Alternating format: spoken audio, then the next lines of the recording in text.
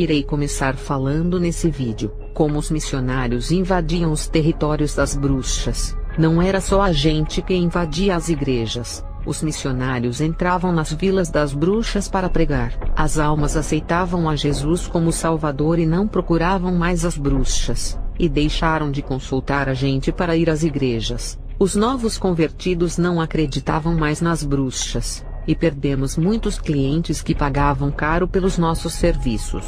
E passamos a odiar os missionários que vinham de longe para nos perturbar, enquanto os pastores ficavam em suas igrejas. Os missionários vinham para a nossa vila, alguns enviados por Deus e outros pelos seus pastores. As bruxas começaram a odiar os missionários muito mais do que os pastores, e alguns deles alugavam salões para começar uma nova obra a mando dos seus pastores. E uma igreja dentro da Vila das Bruxas era uma afronta. Quando a igreja era rebelde, igreja mundana, não incomodava os espíritos da feitiçaria que trabalhavam para a gente. Quando a igreja era neopentecostal, a gente dava muita risada por praticarem as mesmas obras que a gente. Quando a igreja tinha envolvimento com a maçonaria, era nossa aliada. Quando a igreja era séria e pregava a verdade, incomodavam as bruxas. E aquelas igrejas dirigidas pelo Espírito Santo onde ele opera, e o pastor fundador era levantado por Deus. Essas igrejas que antes de serem fundadas já estavam nos planos de Deus, sendo projetadas para dar o seu início. Essas igrejas, quando eram abertas nas vilas das bruxas, enfraqueciam os nossos poderes. A unção dessas igrejas entrava na casa de bruxaria ou templo, atrapalhando o nosso trabalho.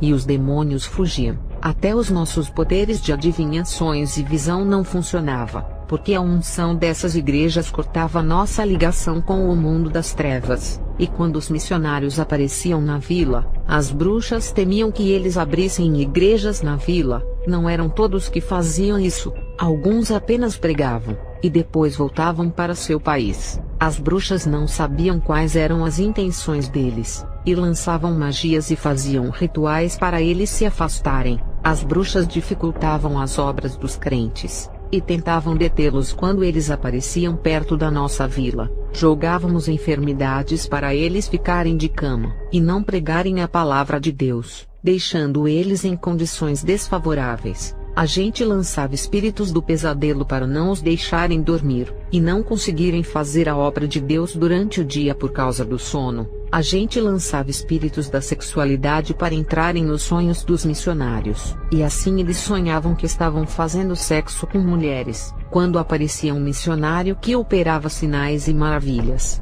e quando curava as pessoas, a gente pagava um rapaz para mentir sobre o missionário. A gente orientava o rapaz a dizer mentiras sobre o missionário, e esse rapaz dizia para a igreja que o missionário era bruxo e o conhecia, e a igreja não acreditava mais em seus milagres e o chamavam de feiticeiro. As bruxas dificultavam as obras dos missionários. A gente pagava as pessoas para escandalizarem os missionários na vila. Hoje em dia, as mentiras e os escândalos são mais virtuais. Tem muitos maçons, feiticeiras e até mesmo crentes que pagam para outras pessoas mentirem para destruírem ministérios levantados por Deus. E essa gente começa a difamar os filhos de Deus, e inventam mentiras no YouTube para fazerem as pessoas duvidarem dos verdadeiros homens de Deus. E quando um missionário abria uma igreja na vila, as bruxas tentavam dificultar as bênçãos do povo que congregavam nessa igreja. A gente fazia rituais para o povo não receber as bênçãos. A gente mandava uma magia de bloqueio em forma de um cobertor espiritual,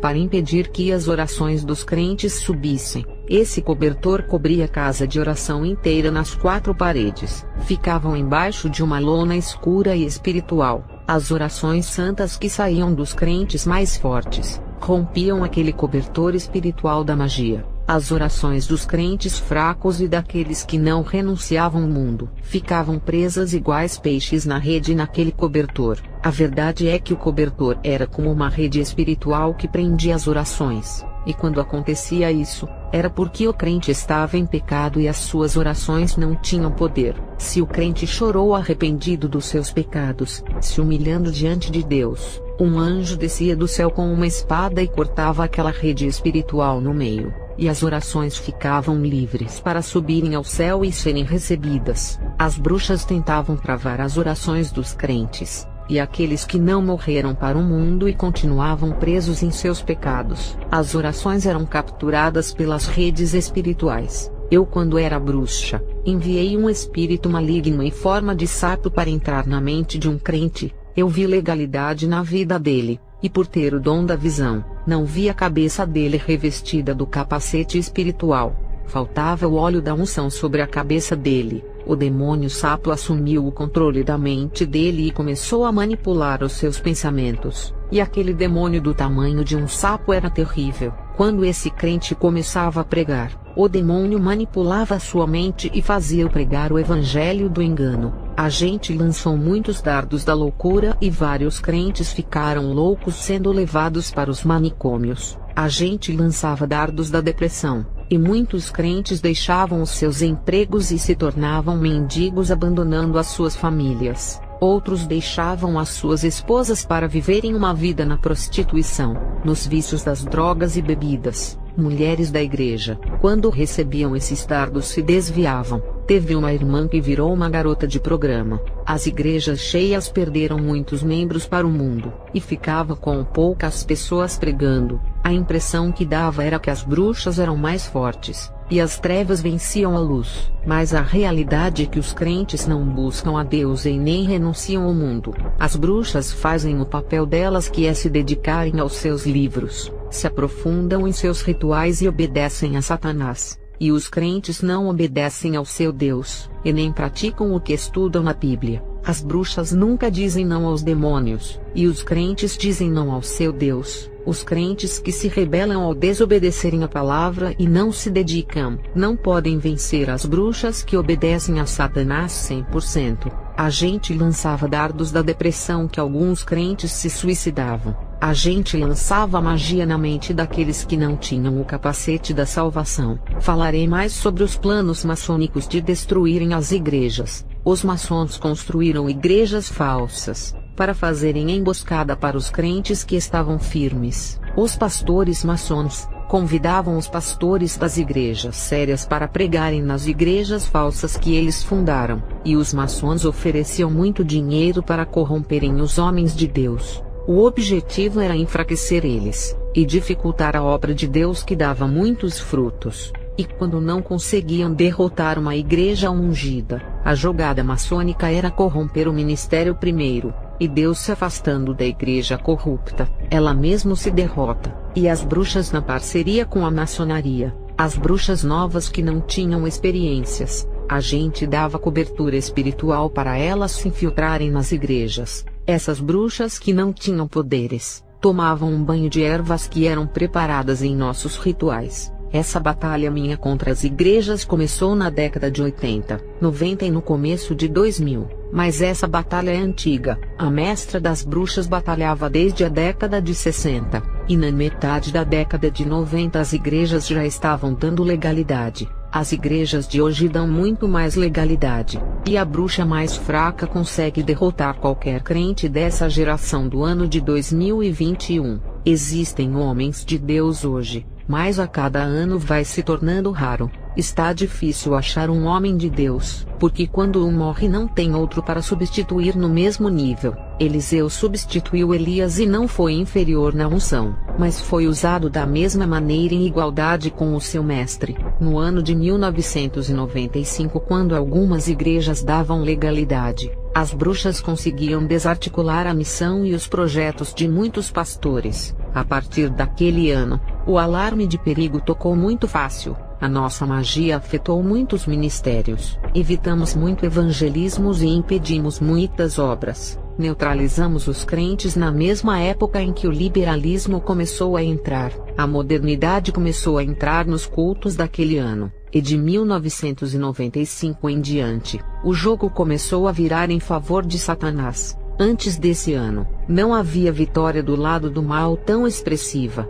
Eram poucos que se desviavam. A década de 80 foi a batalha mais travada contra a igreja. As inovações satânicas queriam entrar nos cultos e os pastores resistiam. Os crentes dessa época não usavam quase nada que pertencia ao mundo. Eles eram desconfiados. A década de 70 foi o das invenções das coisas diabólicas, novos modelos de roupas, sapatos, cabelos, calças boca de sino e outros. O cinema nessa década atraía mais as pessoas. A sensualidade começou a aflorar na sociedade. Essa foi a década das criações, onde Satanás arquitetava os seus planos de como contaminar a igreja e os fazer usarem os seus instrumentos. O mundo das trevas é muito mais organizado para destruir os crentes. Enquanto a igreja só enfraquece na fé, nas igrejas há divisões entre os crentes. Entre as bruxas não existe divisões, igual nas igrejas que competem entre elas. As bruxas são assim, uma ajuda a outra. Isso não existe nas igrejas. Quando uma bruxa é promovida a um grau acima, todas as bruxas fazem festas. Na igreja, quando um crente é ungido para assumir o seu cargo, os outros têm inveja. Na bruxaria, quando uma bruxa sobe de cargo, as outras a honram e passam a olhar com respeito e admiração, porque se ela conseguiu conquistar esse cargo é porque mereceu, se esforçou para isso. Ela teve méritos de chegar onde está. Na igreja, quando um crente sobe de cargo, os outros dizem assim: esse cargo era para ser meu, eu entrego o meu dízimo que é maior, e sou mais próximo do pastor, eu não perco dias de cultos, faço tudo o que o pastor manda, e ainda tenho mais conhecimento da Bíblia do que esse rapaz que foi ungido ao cargo, eu tenho teologia e ele não. Os outros não irão respeitar ele por ter conseguido esse cargo, e sempre vão dizer que ele não merecia,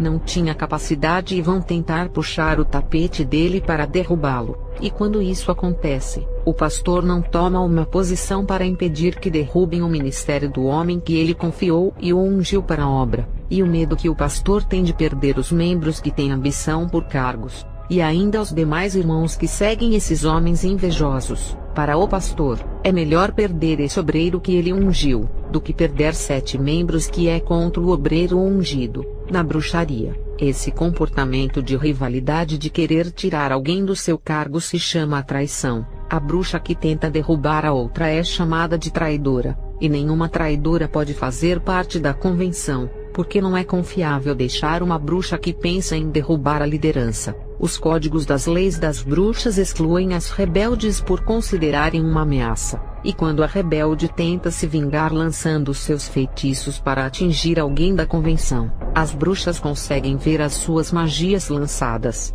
Elas têm o dom de vidência, e elas irão retribuir os ataques. Não somente uma bruxa, mas a convenção inteira contra a bruxa rebelde, uma bruxa que desistiu da convenção. O sonho dela era sair da nossa e fundar outra convenção de bruxas só para ser presidente e fazer as normas dela. Ela queria sentir o gosto do poder e ser uma grande líder. O problema é que ela começou a lançar magia para atingir a convenção, e sozinha desafiou todas as bruxas da convenção, e o resultado foi a sua morte. Essa mulher recebeu todos os ataques da convenção inteira, todos os feitiços a acertaram fazendo sofrer queimaduras terríveis. A sua carne foi apodrecendo, e quando ela morreu, parecia que já tinha falecido há vários dias. Mas sempre houve união entre as bruxas. Elas são muito treinadas e praticam a doutrina satânica dos livros. As igrejas de hoje estão desunidas, e a noiva amada do nosso Senhor Jesus é um povo só,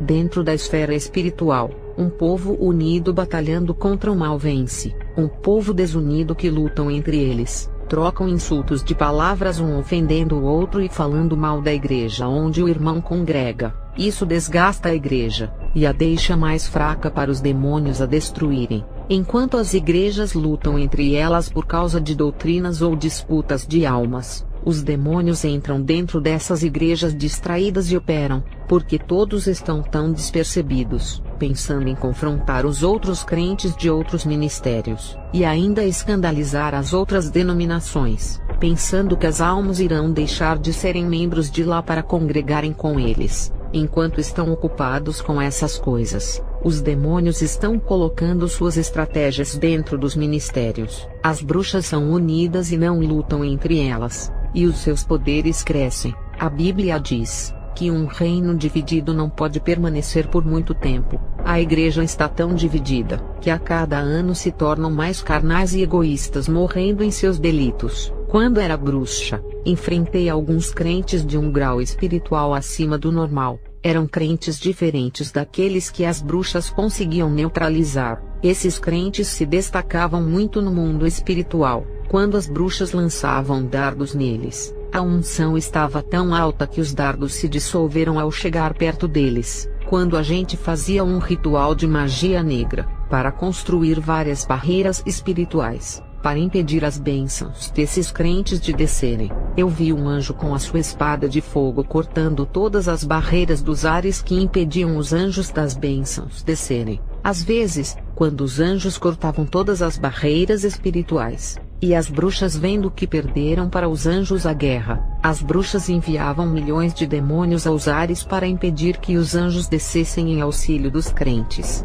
No livro de Daniel 10 versículo 13, mas o príncipe do reino da Pérsia me resistiu por 21 dias, e eis que Miguel, um dos primeiros príncipes, veio para ajudar-me, e eu fiquei ali com os reis da Pérsia. Aqui explica que os demônios tentam impedir que os anjos desçam para entregar as bênçãos ou respostas aos santos. As bruxas dominavam os ares, através dos demônios voadores que têm forma de aves e insetos. Essa legião cooperava muito com as bruxas. As bruxas têm uma conexão espiritual com os espíritos malignos que trabalham no campo da bruxaria. A legião dos ares formava uma barreira para impedir que os anjos da bênção descessem, e 4 anjos de guerra cheios de unção que os seus corpos de luzes saíam fogo. Eles pareciam labaredas de fogo ou tochas humanas em formas de anjo. Quando eles desciam, a legião até lutava, mas não permaneciam e fugiam. Os missionários de alto grau de espiritualidade, quando entravam no bairro das bruxas,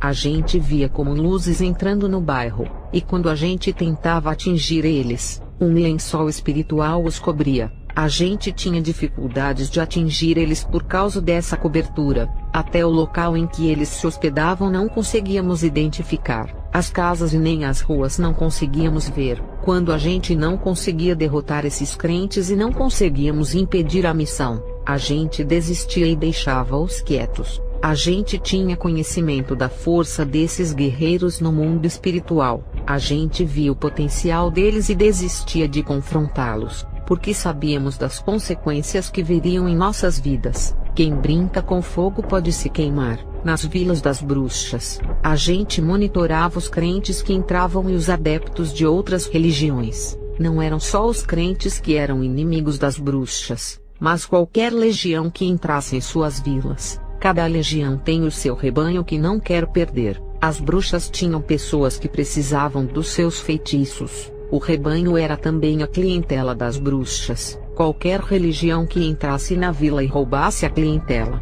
estaria desafiando a gente para uma guerra. As outras religiões respeitavam mais as bruxas do que os missionários que entravam sem nenhum temor. Os demônios que trabalham para as bruxas ficavam vigiando a vila para ver se algum crente entrava para eles avisarem a gente. Quais são os meios que os demônios usam para avisar as bruxas? É através da água, dos cristais, do fogo, bola de cristal, espelhos e outras coisas. E quem batalha contra uma bruxa, enfrenta as suas magias e também uma legião de demônios da feitiçaria. Os demônios auxiliam e apoiam as bruxas na batalha espiritual. E quem desafiasse as bruxas, a gente mandava os demônios atacarem a vítima. Pessoas que desafiam as bruxas, elas enviam espíritos da morte para matarem enforcados ou apertar o coração. Pessoas morrem com asfixia, e outras de ataques cardíacos. Eu cheguei a um grau alto no mundo da bruxaria,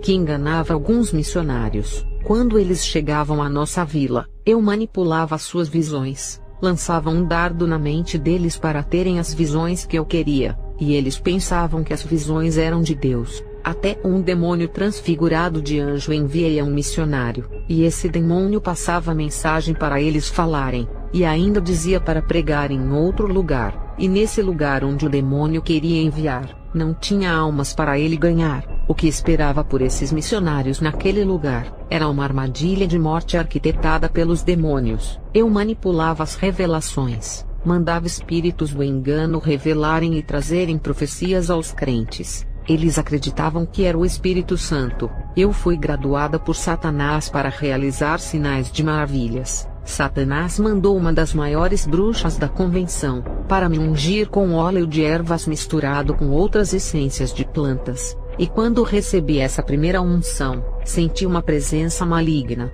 e a minha alma ficou tão mal que dei uma gargalhada. A primeira unção que recebi foi essa, a unção que me deixou maligna com a natureza diabólica. Tornei-me semelhante a Satanás, e a imagem do meu rosto foi ficando sombria. A segunda unção que recebi, foi de um demônio que veio até a mim, e ele derramou uma água fedida e suja em minha cabeça que não sei a procedência daquilo e nem as misturas. Quando esse demônio derramou aquela água em meu corpo, eu senti um gelo em minha alma e fiquei com o corpo gelado parecendo uma defunta. O demônio que me ungiu, trabalha no campo da bruxaria. Eu comecei a ter habilidades na magia, e aquele gelo que senti na hora de ser ungida me fez ser uma mulher fria, sem compaixão, sem misericórdia e sem amor. O terceiro demônio que me ungiu no meu quarto, derramou uma essência escura em minha cabeça, mas era invisível. A segunda unção, era um líquido que eu podia sentir e controlar a matéria, e podia ver e tocar. Já a terceira unção,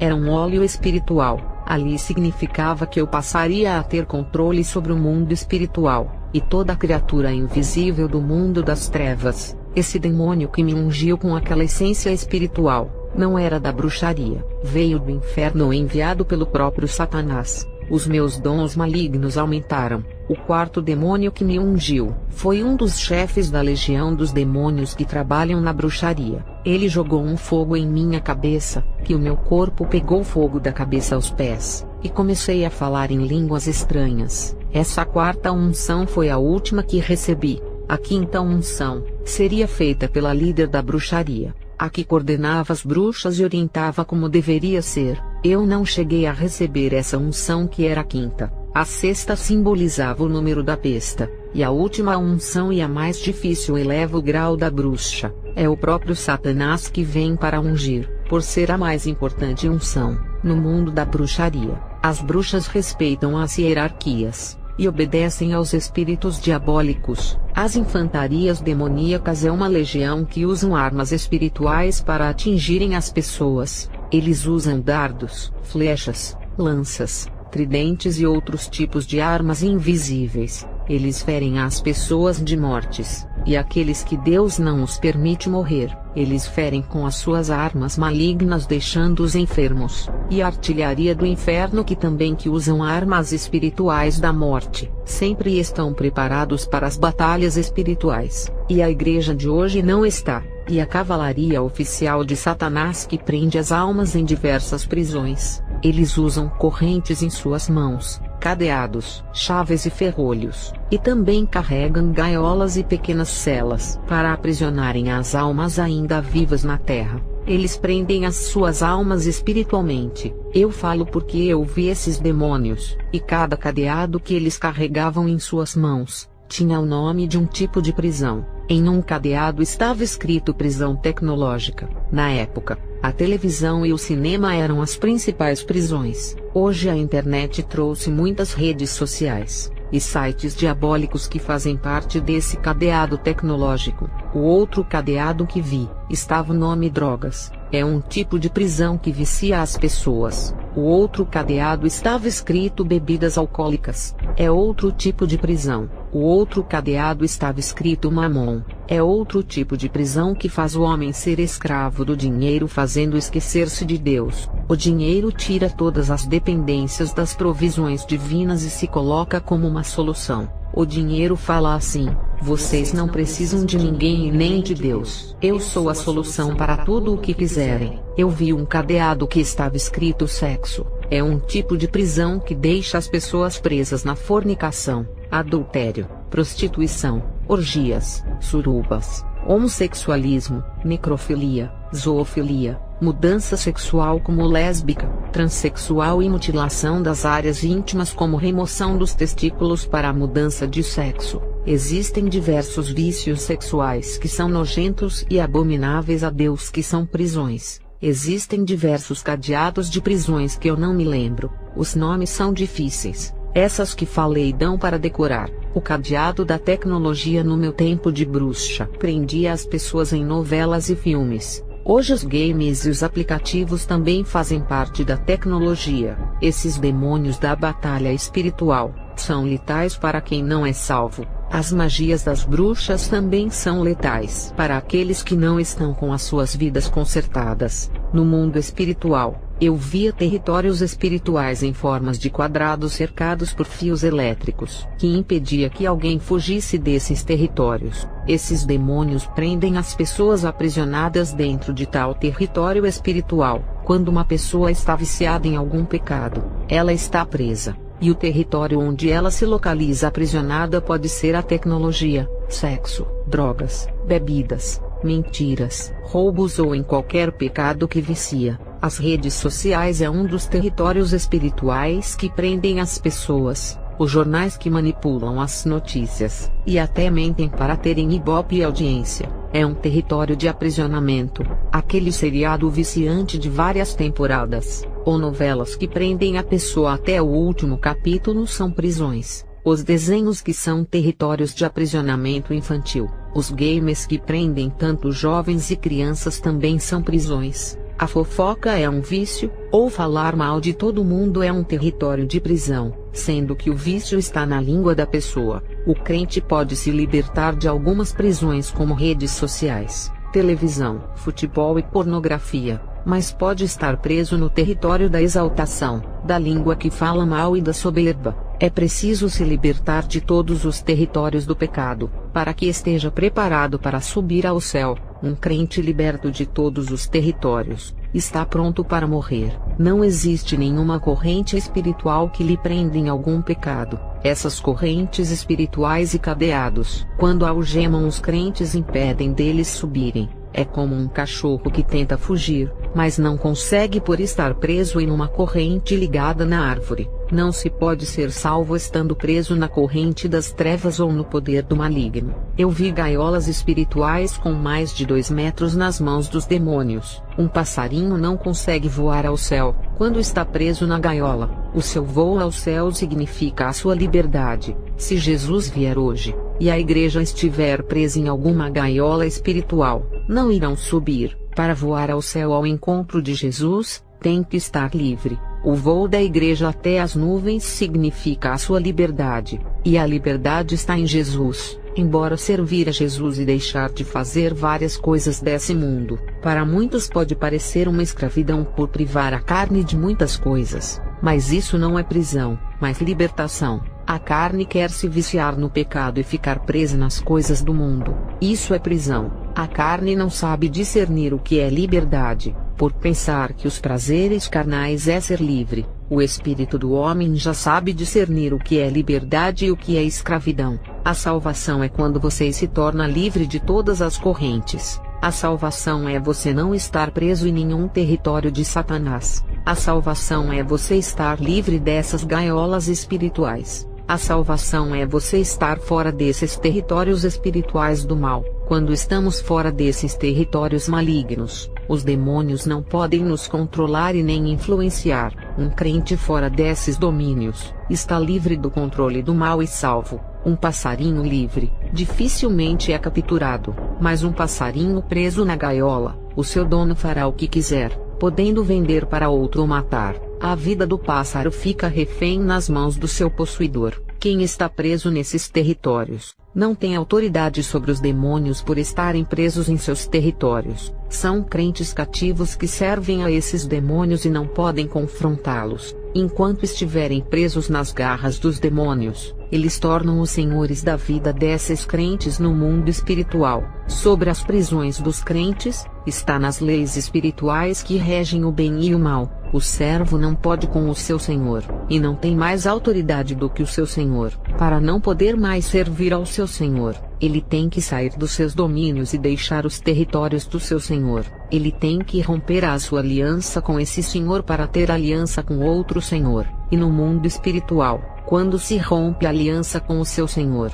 irá fazer aliança com outro senhor que poderá servir. No reino espiritual, ou você serve a Jesus ou a Satanás. Por existirem 2 caminhos, o largo e o estreito, a luz e as trevas, o bem e o mal. Quando deixa de servir um, estará servindo o outro. Quando sai do domínio de um, mesmo sem querer entra no domínio do outro. Essas coisas estão fora de nossos controles, porque são leis que regem o mundo espiritual e também o mundo material, ou mundo físico ou mundo terreno. Chamem do jeito que quiserem chamar. Não dá para libertar uma pessoa orando pela sua vida e a dela. Se você estiver preso em um dos territórios malignos, talvez você esteja aprisionado em um território diferente daquela pessoa a quem está orando, e dentro do território maligno preso, é submisso ao seu Senhor. As orações não têm poder. É como se elas estivessem presas dentro de uma caixa. Uma pessoa presa dentro de uma gaiola,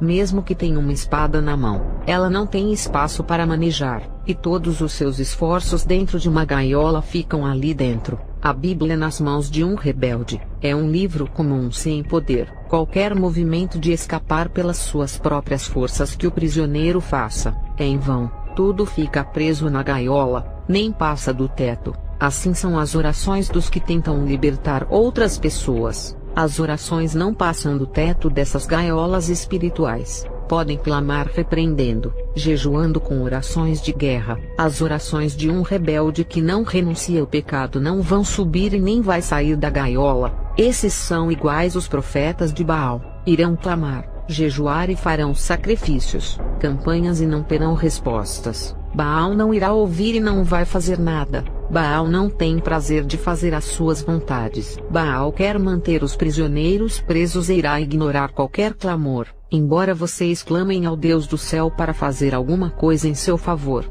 ele não pode atender porque não servem a ele. Um rei não pode fazer nada por um servo que serve a outro rei. Um rei não pode atender os servos que estão fora do seu castelo, território e sobre o domínio de outro rei. Um rei não pode fazer nada por alguém que serve a outro senhor, vive na área desse outro rei e serve as suas leis. A única oração que Deus ouve de um rebelde é a oração do arrependimento de toda a alma e coração. É essa oração que cortará a aliança com o rei do mal, e faz o rei do bem resgatar o prisioneiro. Não se pode servir a dois senhores, ou você agrada a um e aborrece o outro. Não dá para servir a Jesus e ao diabo. Tem crentes que ficam na igreja participando do corpo de Cristo, e estão no mundo praticando tudo o que agrada à carne. Jesus não divide a sua esposa com ninguém. A esposa que deseja ter Jesus como seu esposo e o mundo como amante, ele não aceita e desfaz a aliança.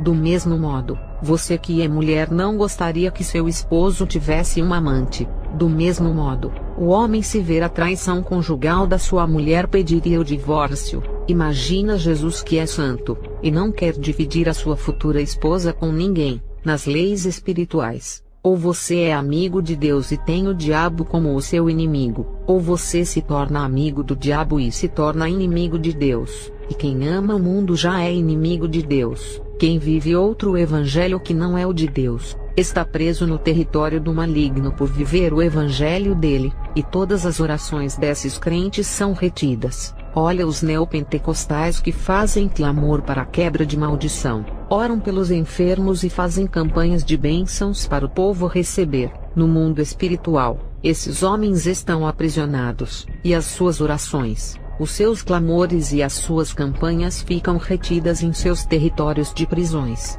Eles não têm autoridade para orar e fazerem acontecer, a não ser que eles tenham um acordo com o Senhor que os mantém presos. Que acordo é esse? Funciona assim: já que eles estão presos no mundo espiritual, não podem fazer nada e muito menos libertar alguém. O Senhor que o aprisionou pode enviar os demônios para obedecer às ordens deles e operar muitas maravilhas, curar e abrir portas de empregos. As bruxas também estão presas dentro do território espiritual dos demônios, e são chamadas de servas do diabo ou escravas. E dentro desse território as bruxas fazem o mal, e são submissas aos demônios e não podem se libertar por elas. Uma pessoa em prisão não pode fazer o mal, ela se torna inofensiva no mundo espiritual, mas dentro desse território de prisão, existem acordos e pactos, onde os prisioneiros podem fazer o mal mesmo estando presos, e participarem do exército de Lúcifer. As bruxas são prisioneiras de Satanás, mas estão no exército dele,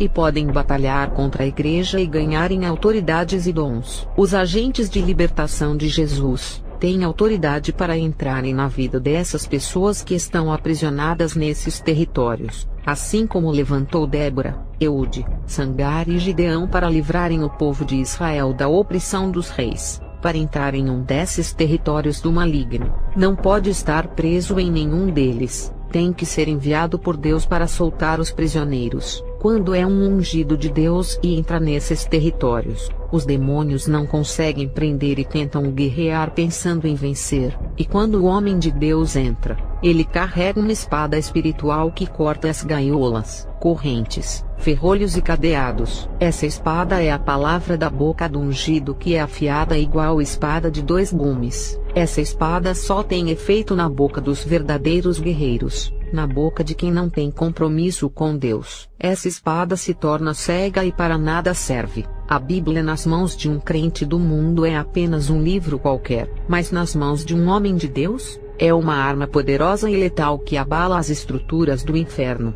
Mas os ungidos, ao entrarem nos territórios para libertarem, têm que vigiar com as tentações para não caírem no pecado e ficarem presos também. Não sirva a dois senhores. Jesus não quer uma esposa para dividir com os prazeres desse mundo. Ele quer uma esposa fiel que não se prostitua com esse mundo. O diabo é o único que aceita uma esposa prostituta. Satanás não se importa em dividir a sua esposa. Ele é traidor e gosta de ser traído. Satanás aceita uma esposa infiel que pode cometer adultério espiritual com outras coisas. Satanás já tem os chifres de corno que não sai da sua cabeça. Eu tenho que escrever a minha experiência por ser grande. Afinal, foram 20 anos recebendo as revelações dos espíritos malignos. Se eu for falar o meu testemunho sem escrever, vou me esquecer de detalhes importantes. Eu finalizo essa parte do vídeo, que terá continuação no volume 4 em outro vídeo.